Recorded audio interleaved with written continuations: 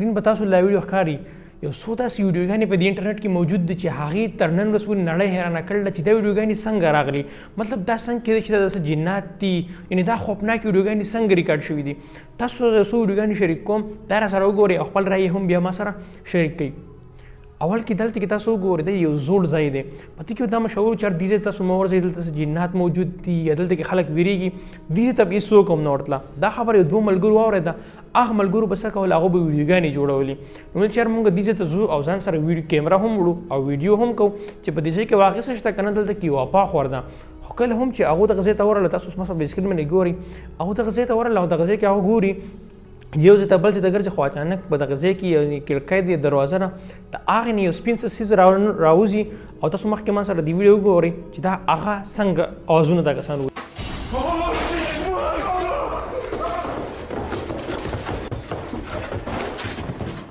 دویم ویډیو دا ریکارډ شوی و په دغې رسټورنټ کې په دې رسټورنټ کې به داسې کېده چې یار خامخا به څه څیزونه مطلب ولیده ماتېده به یا په کرسۍ اچانک پاسترې دي هم په دې باندې چې هغو څه ریکارډنګ و یعنې سی سی ټي وي فوټیج چې کومه کیمرې لګېدل هغو چې وکاته نو هغو ته دا څه په نظر راغله چې دا هر څه څوک کوي نه بلکې دا په خپله باندې کېږي یعنې تاسو په دې ویډیو کې وګورئ چې دغلته کې وګورئ اول دغه ټیشو لاړ چې ولوېږي بیا راشي دغه پلیټ ولوېږي دا هر څه هم په خپله کېده په درېیمه ویډیو کې تاسو وګورئ چې دغلته یو کس روان دی او څه خړه سایه غوندې کې راشي او دغه کس چې کومه دی دغه د خپې نه روان چې کوشش ورته کوي چې ځان سره ویسي مطلب راکاږي دین اخوا تاسو د ویډیو کتلی شئ دا یو جنۍ په هاسټل کې ریکارډ کړل هغه دا وایي چې په دې ځای کې دغه سر زه وینم چې دلته کې د شپې رواني او بل دا چې دغلته کې کومه کړکۍ چې دي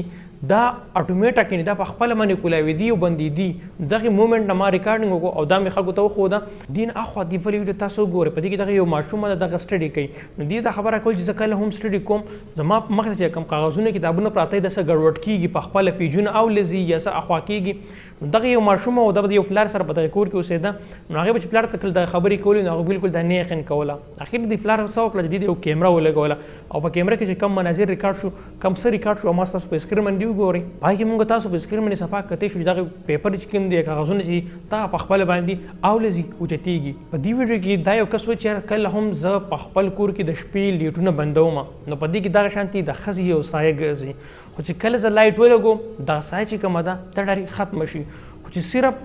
دغه کور کې تیاره کېږي دغه ماته په نظر راځي او په دغه ویډیو کې هم موږ دا کتلی شو ورځ دغه ویډیو ریکارډ کړه هغه په سوشل میډیا باندې اپلوډ کړه بل تاسو ما سره دې بلډینګ ته وګورئ دا یو بلډینګ و چې دا اول جوړ شو چې دا به یو هسپتال بیا یې څه وکړه چې هټلر د دې نه چې کومه دی د دې نه جیل جوړ کړو چې دا به جیل او دغلته کې دا به د جیل شانتي استعمالېدو نن ورځ کې هم دغه جیل نه دې وسکو دې ته واپس رسټورنټ یو هوټل جوړ کړو خو په دې کې هغه خلک اوسي چې هغه شوقي مطلب دغه هوټل له پیسې ورکړي چې په دې کې به زه قیدي غوندې اوسم یعنې ځان قیدي جوړ کړي او د کې هم د قیدیانو شانتي خوراک هم د قیدي غوندې ورکوي سزا ورته هم د ټول هغه سره د قیدیانو شانتي کوي او دغه کې چې کوم خلک اوسېږي هغه ته د روپۍ ورکوي خو په دې هوټل کې خبره دا ده چې په دې کې کم ماوستن ټایم شي په دې کې کم لیټونه چې دي هغه په خپله بندېږي اکثر یا رپ یا بند شي یا اکثر لیټ دلته کې چوي اکثر په دې هوټل کې پته نه چې څه قسم خلک دي خو کم خلک چې دغه شان د ژوند خوښوي هغه روپۍ ورکوي دې هوټل مالک ته او په دغه هوټل کې هغه ژوند کوي تاسو ما سره هم خپل رای خپل کمنټ شریک کړئ چې داسې ویډیوګانې آیا واقعي داسې کېدای شي نه دا خو هغه ویډیوګانې چې کوم په سی سی ټي وي باندې یا د خلکو ریکارډ کړي دي دې ویډیوګانې وجه څه کېدای شي څنګه دا ممکن ده خپل کمنټ ما سره هم شریک کړئ مخکې خپل ملګرو سره شریک کړئ ټول ملګري هم سره په دې باندې خپل رای شریک کړئ چې دا څه وجه کېدای شي امید لرم ویډیو خوښه شوې ویډیو سره لایک کړئ د خپل ملګرو سره هم شریک کړئ چېرته هم چې الله مرتل خوشحاله او باد لره د لوی الله په امان